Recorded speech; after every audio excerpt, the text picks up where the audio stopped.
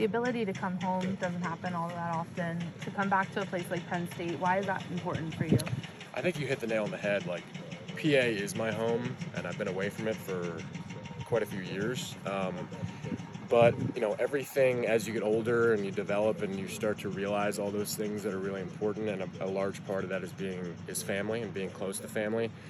So I've always felt at home in Happy Valley, and even when I was away, I felt myself referring to Pennsylvania as home a lot. So to be back, it means the world to me, because that's one of my values is just family. So making sure that was a priority in my life, to actually be actionable and getting closer to my family and be able to spend time with it. And I also feel like a lot of this staff is my family. Like, they have been here from the time that I played, and keeping in contact with those guys over the years and stuff is just all together. I feel like I'm home. When you think about Penn State, it's usually like every kid's dream growing up in Pennsylvania. When did you realize that this was a place you wanted to be, and to continue to realize that dream? How special is that?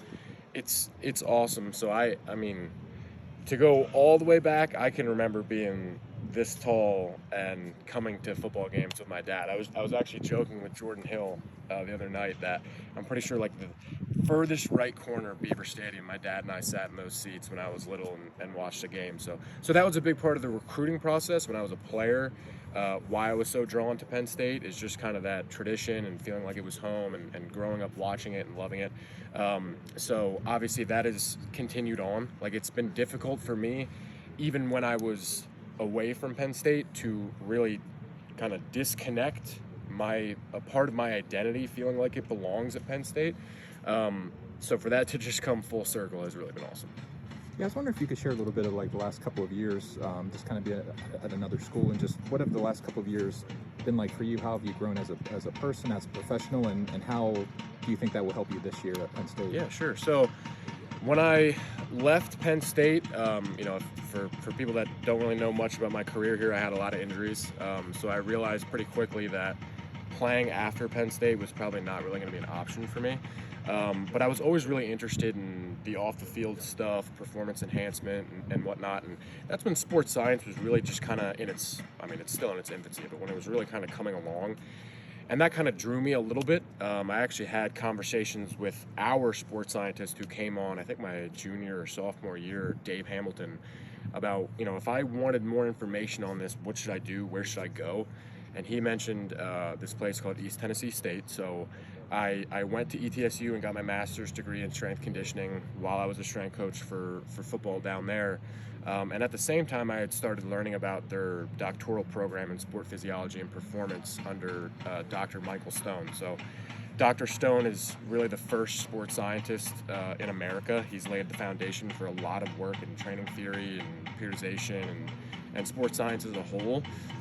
So he was my lab coordinator there. I decided to apply for the PhD program and basically spend the past 3 or 4 years there pursuing my PhD. I'll have to go back one last time to present my dissertation to him. But so that kind of brings it up to speed, and that's been a large part of that experience during that PhD. It's a unique experience that you do the classwork, you learn all this stuff about training theory, sports science, technology, all this different stuff to enhance athletic performance, but then you also apply it to the athletes there. So there's a lot of research going on with the athletes at ETSU and stuff, and it's using a lot of that research to help inform training going forward. In layman's terms, how would you describe the director of sports performance? Like, how would you describe that? Yeah, so a big part of this job, a key responsibility, is just connecting all of the different units or departments, right? Sports medicine, strength conditioning, the coaching staff, to data that's important to them and in a timely manner. And a lot of times that does have some inferential aspects of it as well, because some data can be difficult to understand. So it's helping to infer what some of this data might mean and just aid their decision-making process. So a large part of it is collecting and handling and analyzing data. Last summer we had talked to Josh, and he had talked about that they're already looking at cross-country flights, all of that kind of travel with this expanded Big Ten. But what was it like for you to come in and kind of try to pick up where certain things were left off and were kind of in progress? Yeah, so I am a huge fan of Josh Nelson. I would say he's been a huge mentor to me, honestly. And coming here, it's actually funny that you mentioned that. It's almost like reading like Leonardo's notebooks, because there's just all this stuff that's been left behind, and it's just, there's so much great stuff that guy did that it's made the transition so much easier for me to, exactly as you said, kind of pick up where he left off. So he had some great ideas in place and stuff, and it's basically just been building on that, right? This is what they train you to do in a PhD, is to read, research, and understand it and make sense of it and make decisions off of it. So it's basically just conducting literature reviews and talking to other professionals in the NFL, NBA, college, what their ideas are, picking their brains and stuff, and just trying to lay down a general template for how we can be at our optimal performance going into those games. Is it fair to say that part of your role is finding advantages like on the margins, like in whatever space that is? Yeah, I would say that's fair to say, and especially because elite athletes really do represent the margins, right? So there's a lot of research and stuff on general populations, but elite athletes don't necessarily fall into that category, right? So, and I don't want to get too like sports sciencey here, but there's, when we look at how significant certain changes might be, or what certain data or metrics mean, it's really easy to say, well, it's not that significant until the difference is way over here. But with elite athletes, this much can make the difference. So some of that is using magnitude-based inference and stuff is one type of statistical technique that we use to make that margin smaller and really detect what's the smallest worthwhile change. So a lot of that, to your point, is staying up to date with current research, current tech, stuff like that, things that are going to give you that little tiny edge, because everybody's doing this, right? So it's kind of an arms race for who can find those little things, but then it's also just substantiating the stuff that we're doing already and making sure that is actually leading to the changes and the performance that we want. James talked today about the alignment between the departments. As you said, you're kind of that like middle piece of everything. And he said on days we're doing 7-on-7, maybe not running them as hard as possible, so they want to actually perform. How much of that conversation are you helping dictate on, hey, if you want optimal performance, this is what you're doing 4 days out, 2 days out, things like that? I really appreciate Coach Franklin for how much he's included me in stuff. To be completely honest, one of the, I would say, major complaints of most sports scientists is they feel that they're not included enough, especially when you get to these people with PhDs that think they know everything, that they really want to be included in every conversation. But Coach has been really, really good about that. I'm super thankful for how much he respects my opinion on that type of stuff. So he's been really good about that, about, every day, hey, what are your thoughts on this? Coming in meetings for things that even to me might seem tangentially related, but he wants those opinions, he wants those ideas, he wants different perspectives for things so that we can all basically work synergistically and come up with the best idea. As you're talking, Andrew, I'm wondering, it sounds like a lot of what you're talking about, or at least some of it, might apply to other like sports programs. Like, would you be a resource at all for like Penn State athletics, or is it 100% focused on football? So my job is 100% focused on football, but that is not to say that I'm not helping where I can for all of Penn State athletics. So we do have performance staff meetings that reach beyond football, where a lot of this crosstalk kind of goes on and stuff. And some of our data stuff, the software that we use and stuff, I'm certified in, so I can kind of help push things like, hey, maybe we should do this, just as a university athletics department as a whole, because sports science is not just a football thing. Sports science is now an every sport thing. So there's millions of data points coming in all the time for all the sports here. Let me ask you, because I just started reading about transcendental meditation, and that's a whole field. Is that something that, you're smiling, so how much of that are you involved in or familiar with? Yeah, so I will say I can't speak super intelligently on psychology and stuff. I would say that I myself is an amateur meditator because I have read research that I really think it's has an incredible effect on the mental performance game, which is an aspect of this that you're seeing grow more and more, right? Mental performance. We know how important physical performance is, but the mental stuff is really getting there too. And a lot of that is just helping these guys unplug for like a second, right? Like their brains are going constantly. There's so much stimulus coming in all the time. And that's just one big part of meditation in general, is pulling yourself away from that mind that's just constantly running and observing your own thoughts. And that's that holistic kind of area of performance and well-being is the foundation of what we're trying to do with all of our athletes here, right? If you don't have a good foundation of health and wellness, then you're not going to build on top of it.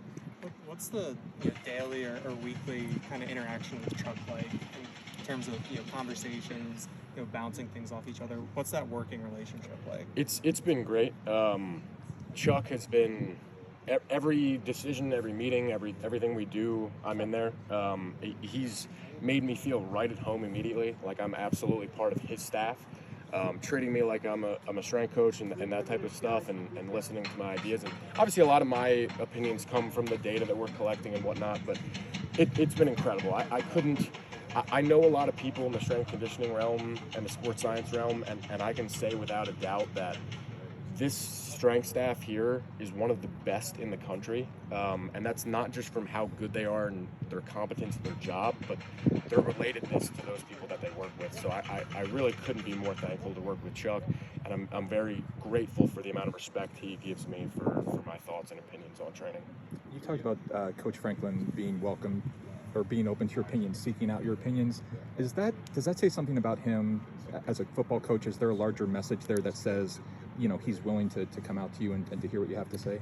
I think absolutely. I think that's kind of, to me, one of the things I've gathered over the past couple of years is people that are really good leaders are very good at having radically open minds, right? The second you get to the point of having a closed mind is when you stop making progress. And that's something that coaches, I'm learning from him in that regard, that it's awesome to see how radically open-minded he is for those types of things. And I really think that that's kind of what gets you to that next step, is just making sure that you have perspectives. We all have blinders that we can't see, right? That's just kind of part of our mental models for the world. But Coach Franklin does everything he can to take those off and just get every perspective to make sure that we are making the absolute right choice in whatever we're doing. Along with the data application and interpretation, do you individually meet with players? Like, what's your level, I guess, of interaction with actual players? I interact with the players as much as the strength staff does, so on a daily basis, and a lot of that does come from the data, right? We will do wellness and stuff like that, and make sure, like we talked about, that they're doing well, and we do certain tests to kind of measure as proxies for their current performance capability. And if I see things changing or going in a direction that is probably not right, or maybe it's really good, then it's just an opportunity to have a connection with that athlete at that time, right? It's, hey, what's going on with this? Are there any external factors outside of practice or training that maybe we should talk about and stuff? So I'm with these guys all the time. I'm very lucky that Chuck lets me almost act as a strength coach on the floor when we have training, and coach guys up and stuff too, which just presents great opportunities to have those conversations. What have your impressions been, I guess, of the debate or whatever? I mean, I'm sure you can't group a whole bunch of people into having one personality, but I guess just as a general opinion, what have you made of this group of players? Of the players, they're competitive, right? We say that this is the most competitive environment in college football, and we are doing everything to make it that way. And that's a credit to our players, because they really make it that way. I mean, when I'm watching them in workouts, I'm like, man, these guys, they just will not accept losing as an option. So I think we're in an incredible spot. These guys have been working their butts off this summer like crazy, and they've just been core value. They've been competing in absolutely everything that they've been doing. So if I had to put a stamp on it, I would say that they're a competitive group of young men. Last question, guys. It's just really unfortunate you don't like Penn State. What are you most looking forward to this season? Honestly, being back at Beaver Stadium. Like, I love being able to work with the guys, but this whole thing is to build towards that, right? It's whenever you're laying those stones, you're always envisioning the cathedral that it's going to make, and that's what we're doing right now. So I can't wait to get out there on game day and just watch these guys that have worked so hard this summer outperform everyone they play.